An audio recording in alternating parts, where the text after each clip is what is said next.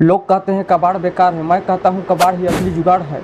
इस भयंकर लू में ये देसी कूलर किसी एसी से कम नहीं है। पूरा वीडियो देखिए, आप भी हैरान रह जाएंगे। तपती दोपहर, सिर पर सूरज और पसीने से तरबतर यह भीड़, ये नज़ारा हम सबकी हकीकत है। बाजार में महंगे एसी कूलर तो बहुत हैं, लेकिन क्या वो इस झुलसा देने वाली गर्मी का कोई देसी और सस्ता इलाज दे सकते हैं?